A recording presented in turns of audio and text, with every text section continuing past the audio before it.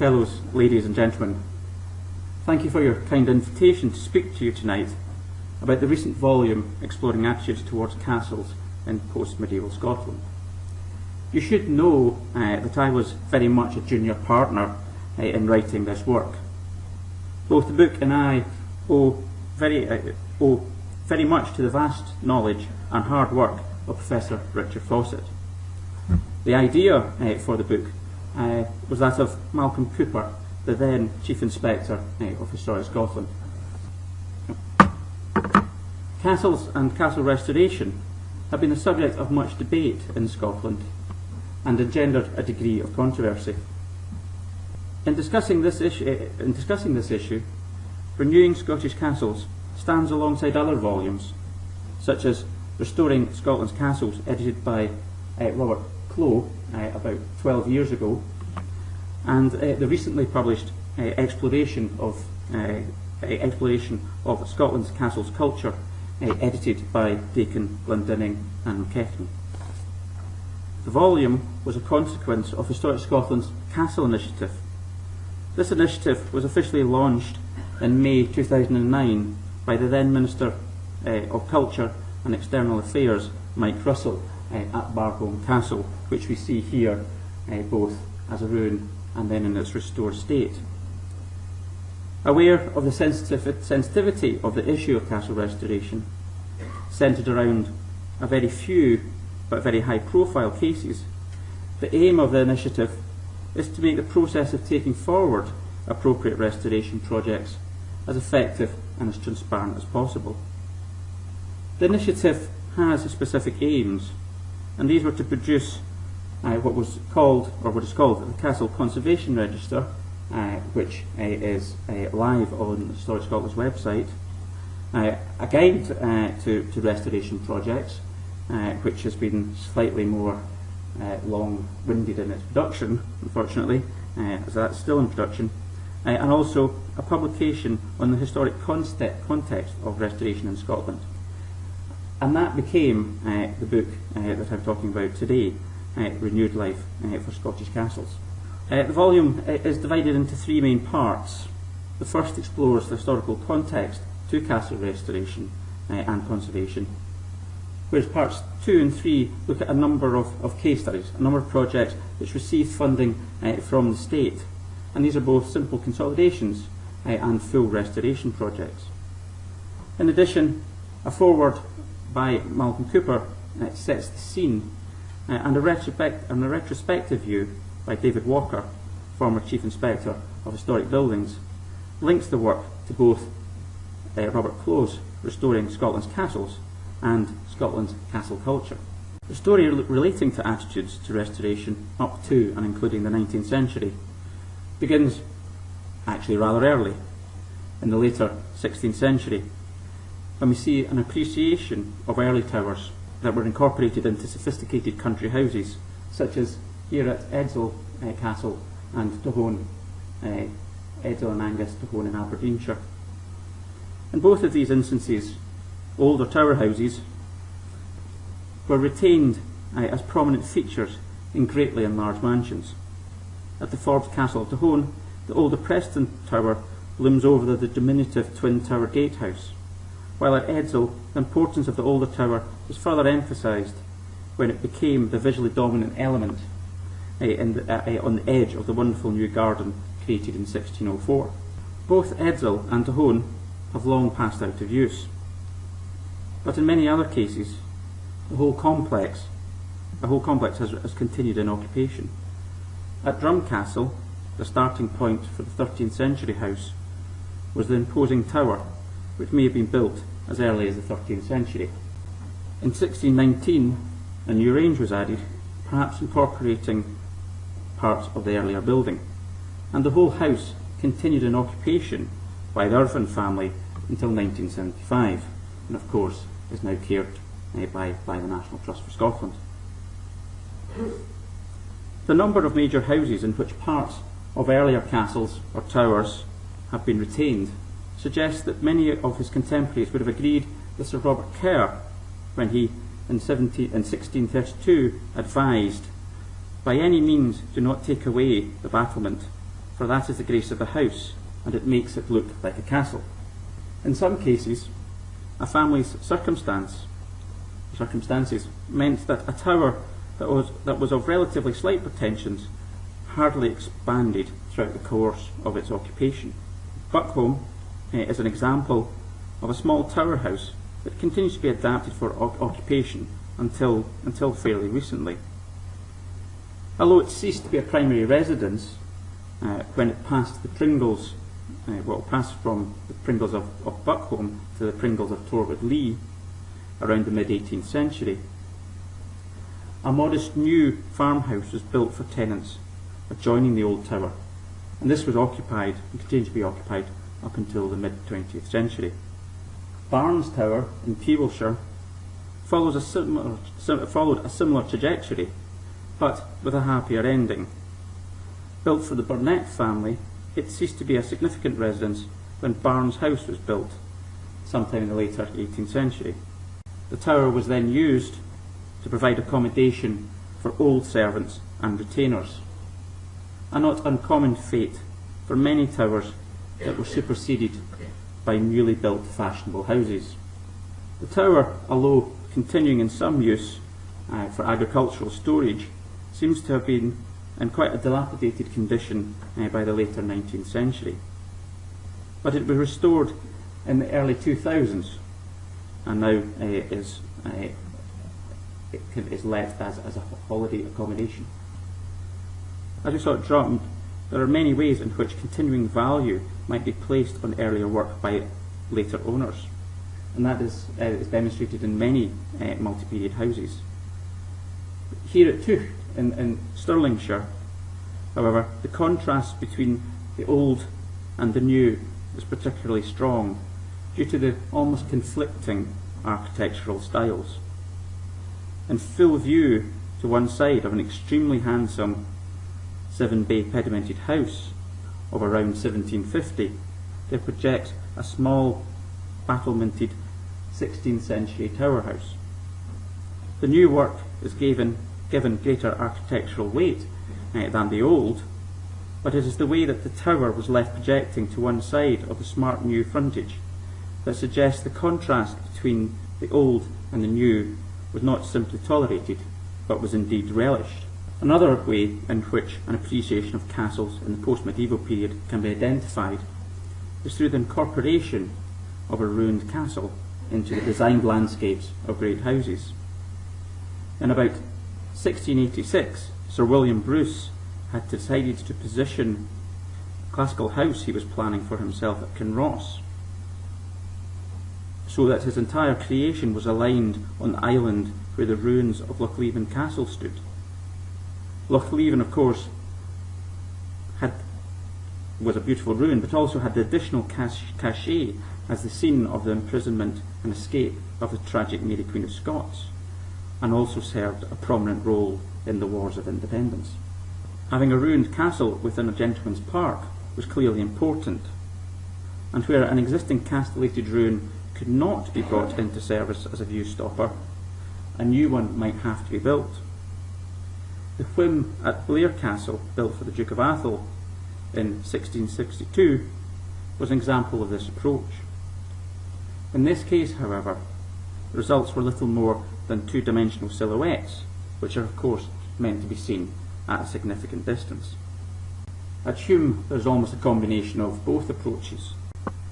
At Hume, which originally dates to probably the early 13th century, Hugh Hume Campbell, 3rd Earl of Marchmont, rebuilt the extremely ruined remains of his family ancestral seat to create an eye-catcher. Although built on the original foundations of the enclosing curtain wall, he adorned the reconstructed walls with vastly oversized crenellations that, as with the Whim, were designed to be seen from a great distance. Around the time Tuch was being built, a prestigious precedent for the revival of towered and castellated exteriors was established at the 3rd Duke of Argyll's castle of Inveraray, which was started in 1745 to the designs of Roger Morris. And the complex was complete with a Gothic folly on the hills above the castle. there had been an extended period of gestation before then to create this fabulous house, with a castellated design being produced, which is thought to have been produced in the early 1720s. It's this one down here. A castellated design which is thought to have been produced in the 1720s by the prominent Whig gentleman architect Sir John Vanbrugh, who had already built a house in the form of a castle for himself at Greenwich, and who adapted several medieval castles, including Langley in County Durham.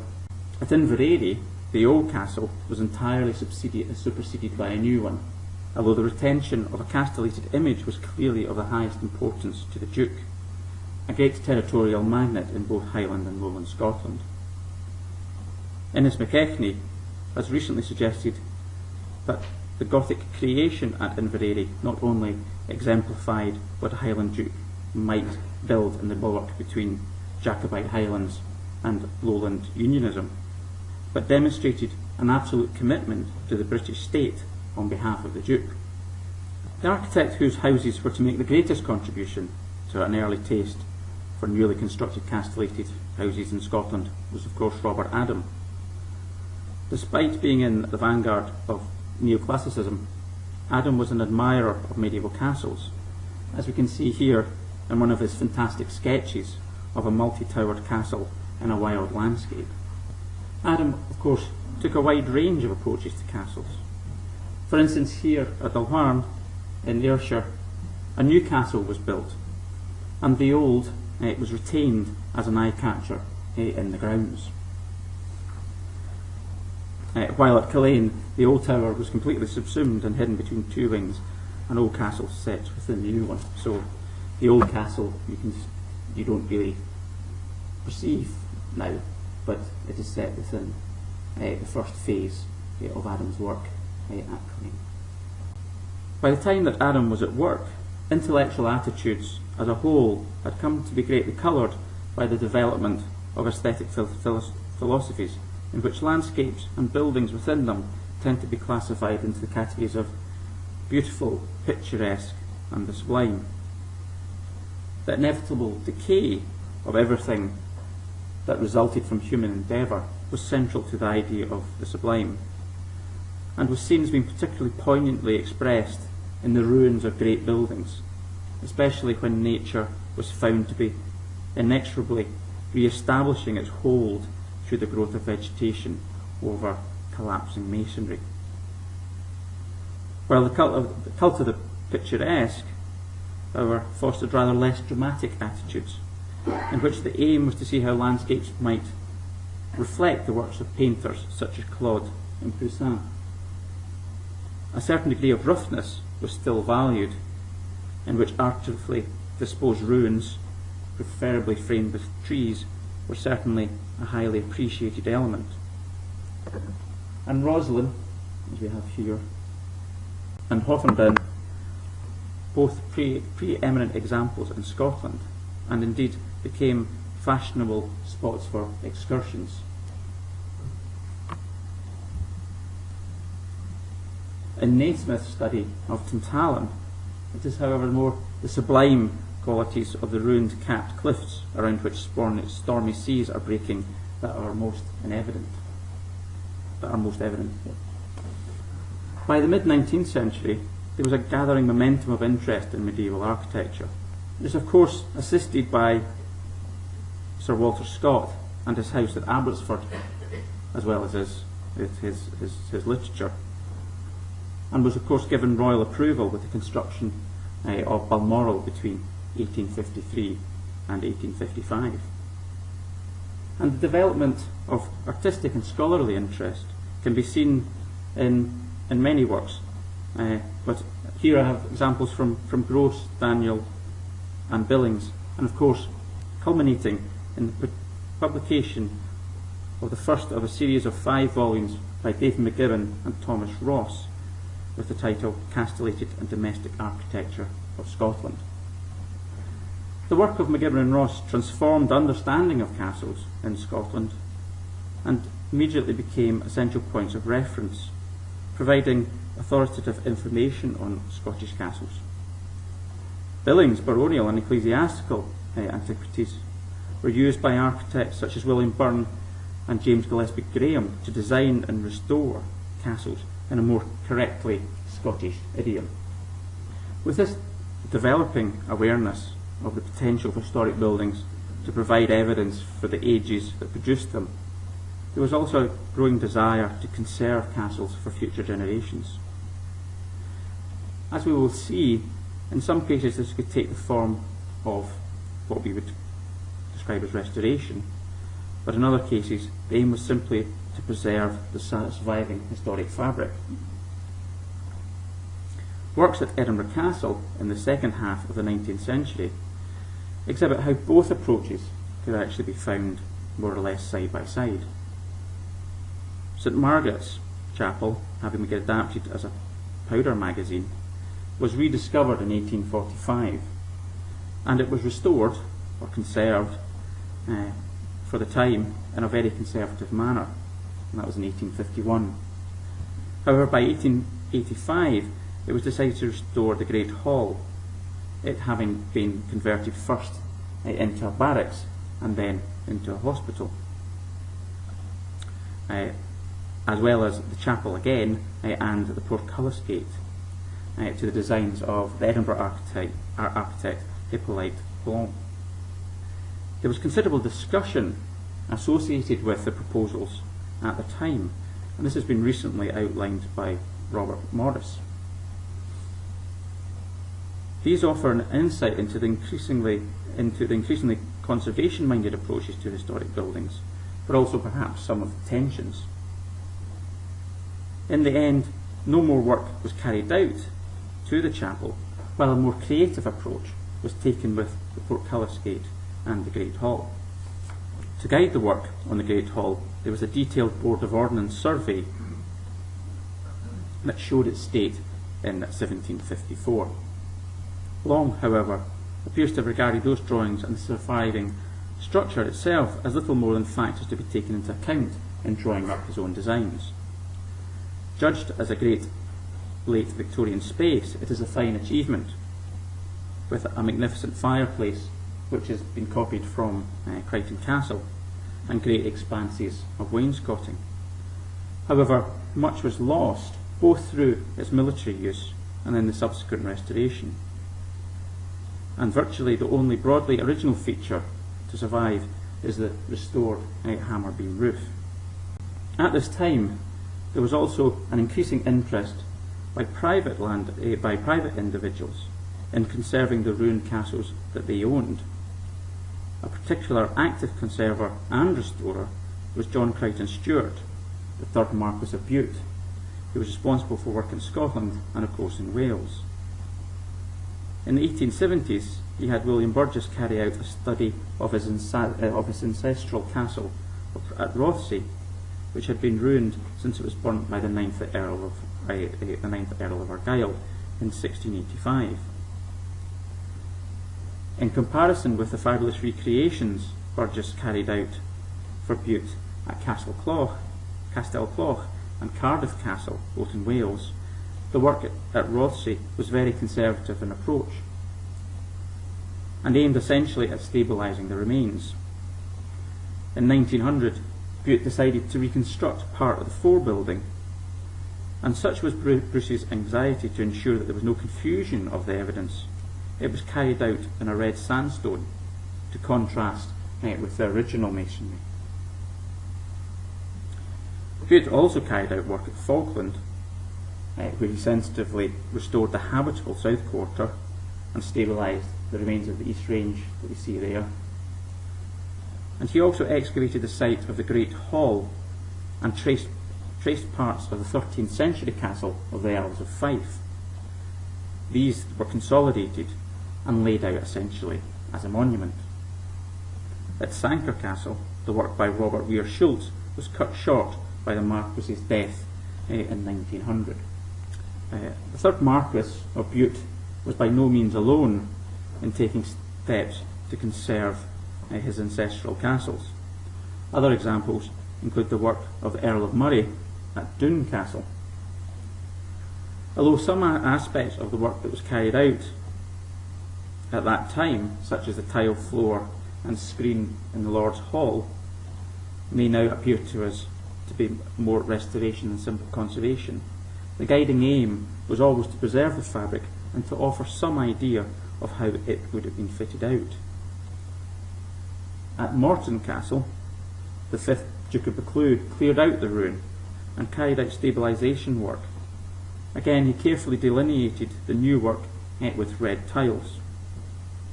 While at Kildrummy Castle, Colonel James Ogston, who was known as Soapy Ogston because of the source of his wealth, which was soap production, also carried out stabilisation work. Again, when you look around Kildrummy, his work, the new work, is clearly identifiable by the way that the masonry was treated.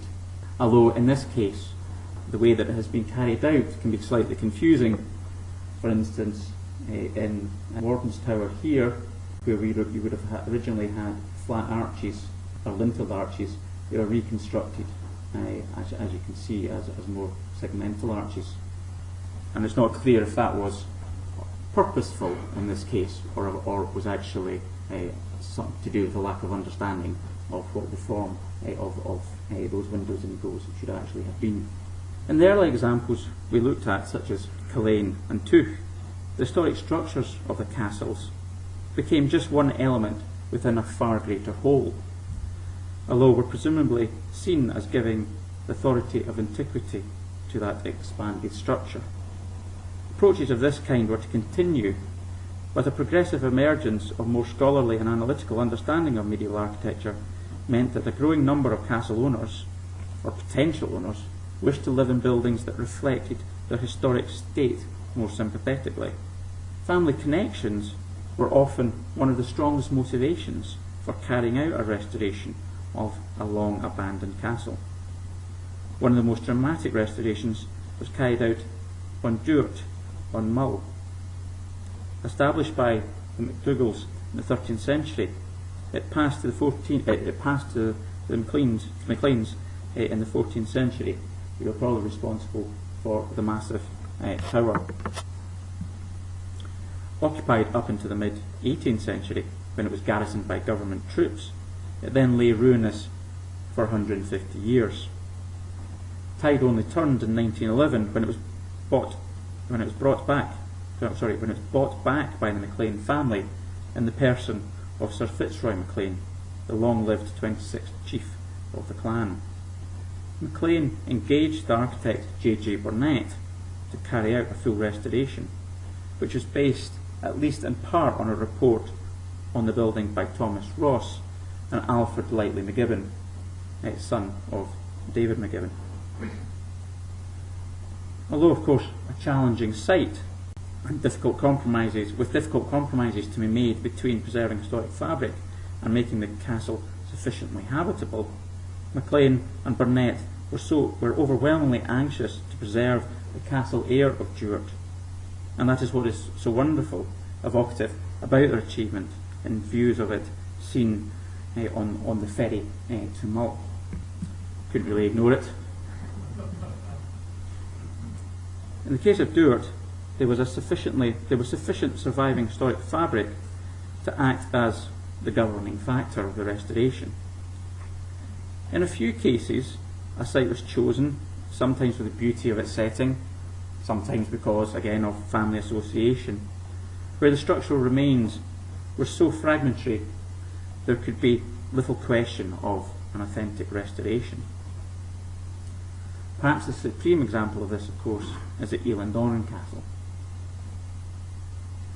Probably one of the most photographed castles that we have in Scotland. A multi-period site, it was destroyed by 2 government frigates after it was occupied by Spanish troops in support of the Jacobite uprising in 1719. And as you can see from the top photograph, it was pretty thoroughly bombarded.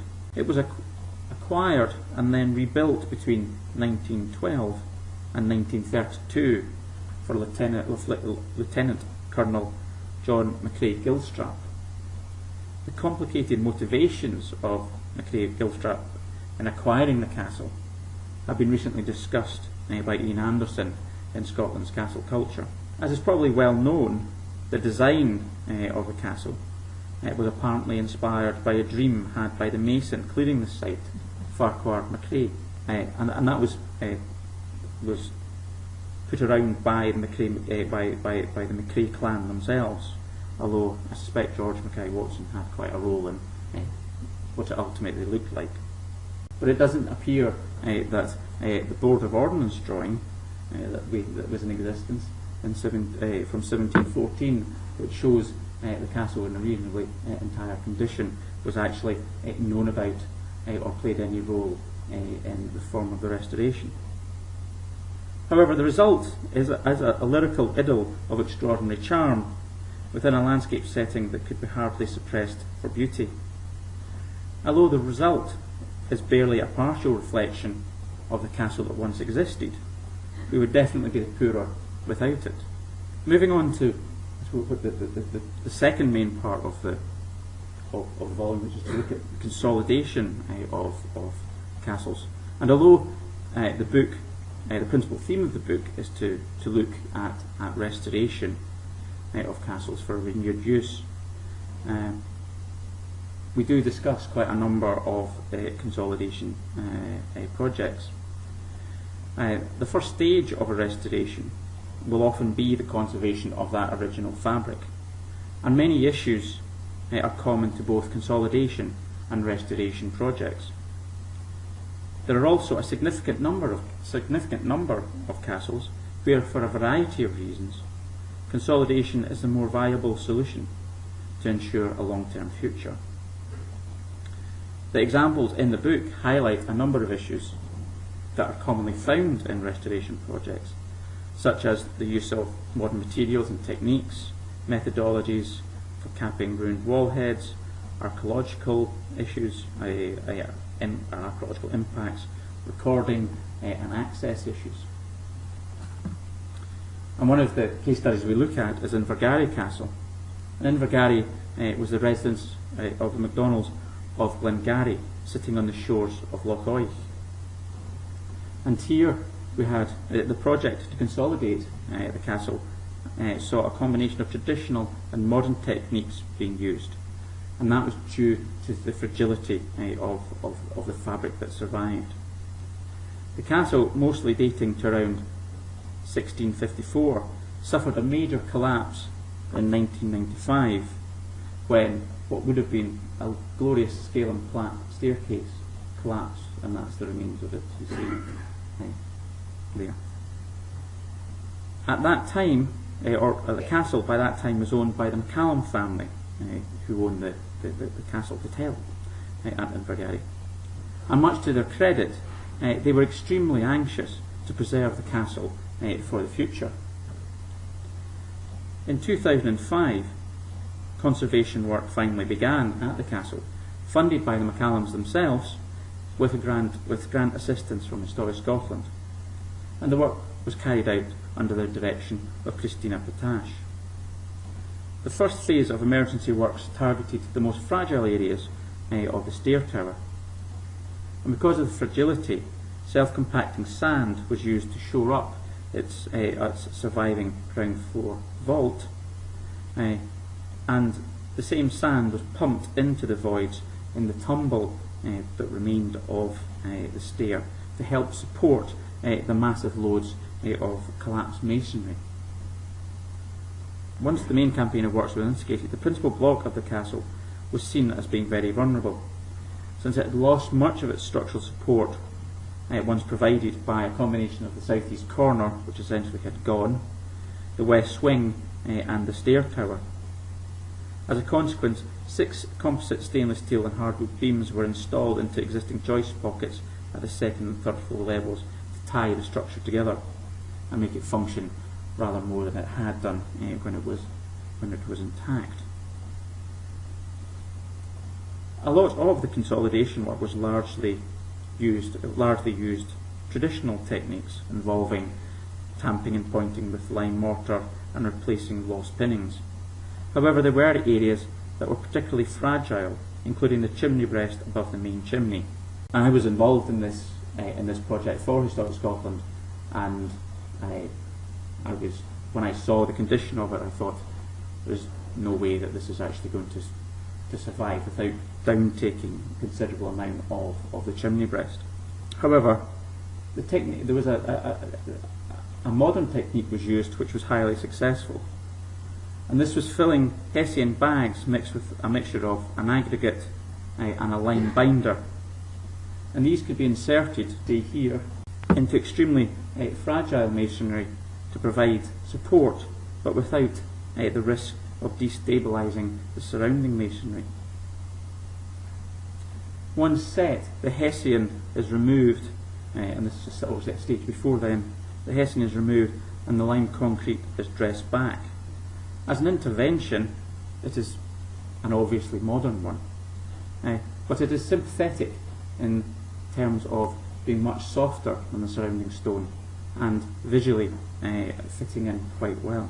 In carrying out the work, the McCallum family has sought not only to preserve this romantically beautiful and historically significant castle, but also to provide safe public access. And they've done this by erecting a viewing platform, which means people can now enter the castle without getting too far into areas which may be slightly dangerous. It should not be forgotten that consolidation and restoration projects often provide new information about a building. Ardrech Castle, a beautifully sited ruin on a promontory in Loch Assynt, Sutherland, was consolidated by Historic Assynt between 2002 and 2005 as part of a much larger project called the Inchnadanf project. Ardrech is probably best known as being the place where Montrose was imprisoned by Neil MacLeod of Assynt in 1650, before he was then executed.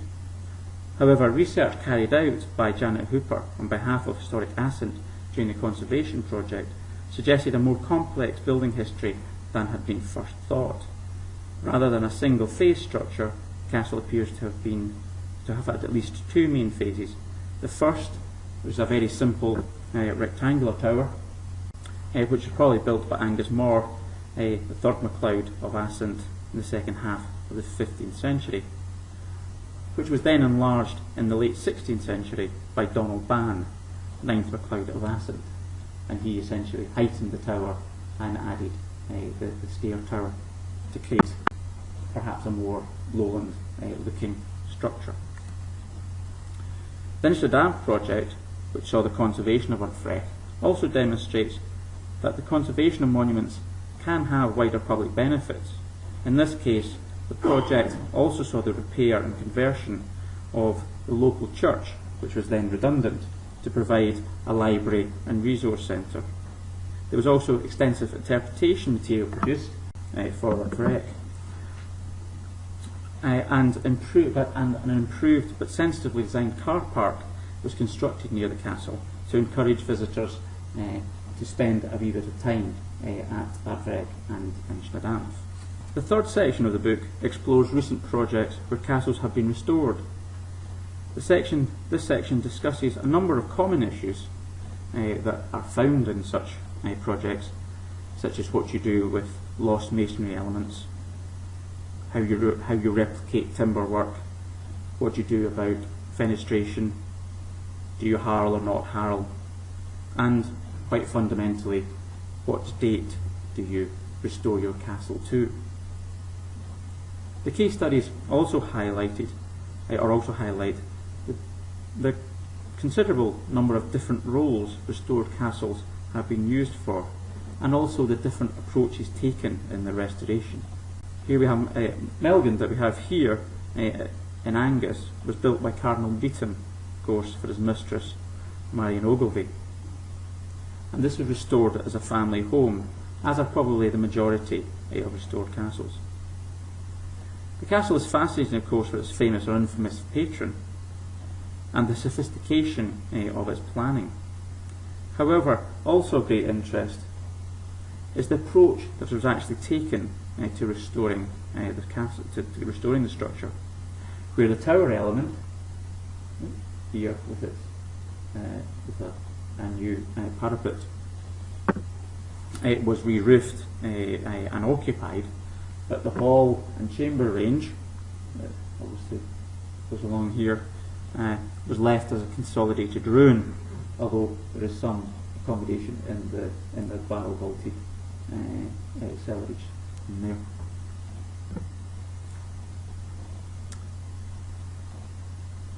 To restore one element and to leave another element as a consolidated ruin was essentially a pragmatic decision due to the large scale of the building and the cost of restoring it in its entirety. However, there is also the sense in which picturesque ruin was allowed to be retained while allowing the building to be once again used. Ross End Castle in Fife is an unusual example of a restored castle, as it functions as an office space. It also demonstrates how restoration and finding a new use can often be the only way to save a building from loss. Before the Reformation, the castle and associated estates had been in the possession of the Abbey of Dunfermline, and the oldest elements of the present building probably date from that time, when the site was occupied as a manor house for the abbots.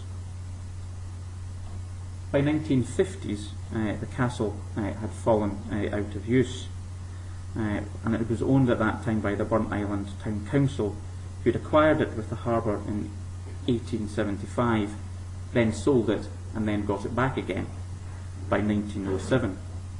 With its deterioration, they offered it to the state, but this offer was declined, and that triggered around about 2 decades of wrangling when the council sought permission to demolish the building, which they were granted twice, during which time 2 original painted ceilings were discovered. You can see in that one example there in the National Museum, and the castle being eventually listed in 1971.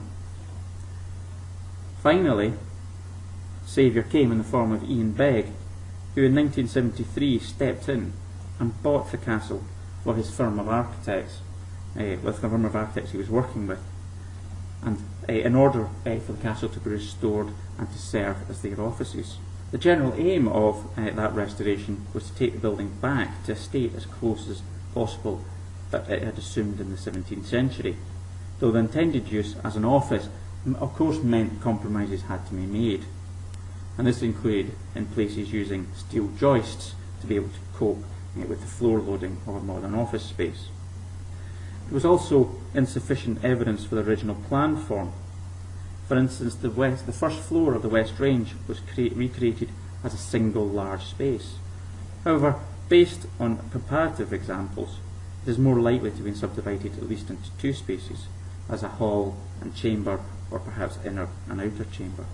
There are also a number of small modern touches in order to demonstrate that the restoration was very much a part of the castle's history.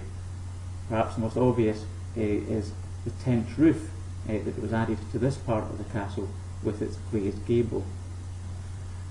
Particular attention is drawn to this element through the use of slate rather than tile used in the rest of the castle. Although this cannot be seen up close, it is quite visible in much longer views of the castle. Very large or very small castles and tower houses often can present real challenges when finding a new use for them. Liberton Tower is an example where the diminutive size of the building really precluded it from being converted into a family home. It was originally the residence of the Mahoy family of Over Liberton, probably built slightly after they acquired the estates in 1453. It is very small. It rises through 2 main stories, and those are subdivided by timber entressols. The castle fell out of domestic use in around the early 17th century and was subsequently used for a number of agricultural purposes, including as a pigsty in the basement.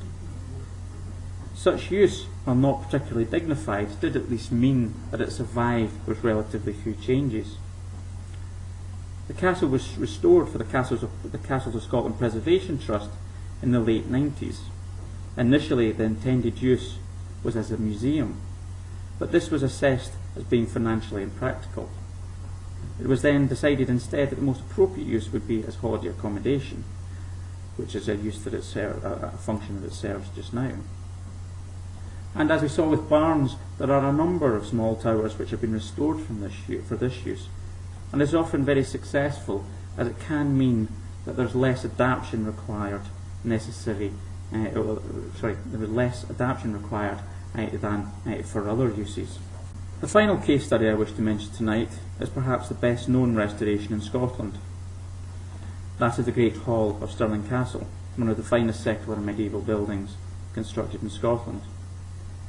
Converted into a barracks in the early 19th century, it was restored by the state as a monument over an extended period between 1964 and 1999. Looking back at the work, there must always be the question as to whether the restoration to its medieval phase and the obliteration of the military period occupation was actually justified. On balance, the exceptional response, I feel, can indeed be justified.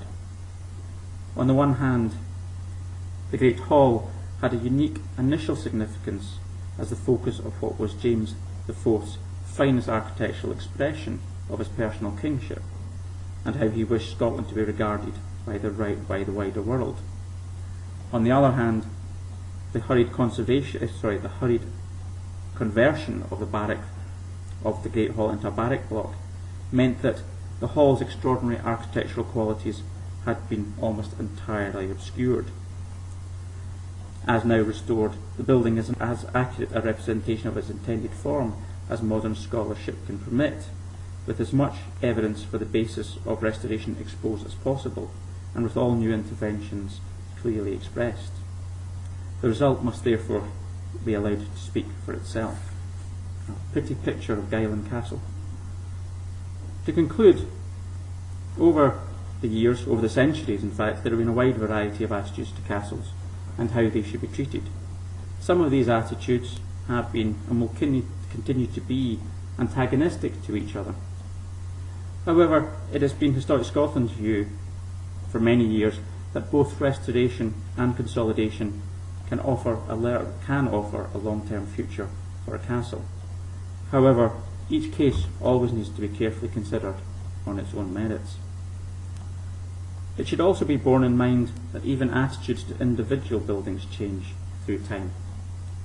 In 1973, the architect Leslie Graham MacDougall, husband of the clan chief of the MacDougalls, Allan MacDougall of MacDougall, a lot of MacDougalls there, proposed a scheme of restoration for Guyland Castle, that you see there.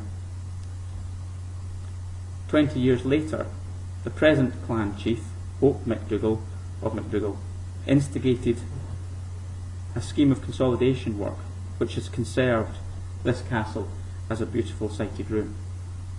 Thank you.